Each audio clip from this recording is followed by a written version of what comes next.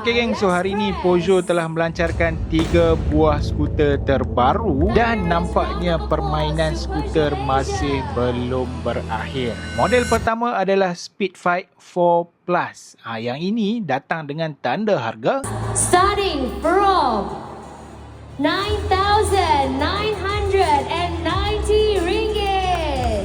Skuter yang kedua adalah Django. Yang ini 150cc tapi terbahagi kepada dua, iaitu yang pertama konsep cafe racer dan yang kedua adalah konsep klasik. Harga yang ditawarkan, You ready for Django?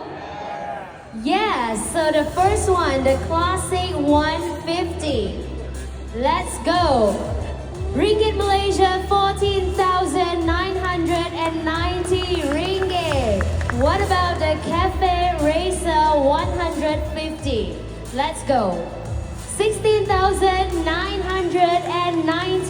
ringgit Malaysia. dan yang terakhir adalah Peugeot XP400. Yang ini adalah skuter touring tapi dengan gaya Eropah. Ini bukan skuter biasa. XP400 menggunakan enjin 400cc power motion, menggunakan liquid cool dan Euro 5. Mampu menghasilkan horsepower sekitar 36.7 horsepower dan 38.1 Nm of torque. Bagi aku dia cukup punchy untuk potong di highway. Kita tengok pula dekat bahagian handling. Untuk fork hadapan menggunakan USD fork 41mm. Dia datang dengan rim depan 17 inci, belakang 15 inci jenis spoke. Ini akan membuatkan motor lebih stable dengan berat 231 kg tapi dia punya center of gravity dia memang rendah. Dari aspek keselamatan pula, dia datang dengan ABS dan juga ada traction control. Teknologi yang ada pada skuter ni adalah skrin TFT 5 inci dengan iConnect untuk navigation, lampu hadapan menggunakan LED signature claw dan juga ada keyless operation. Dengan spek dan features yang ditawarkan, adakah harga ini berbaloi? Go!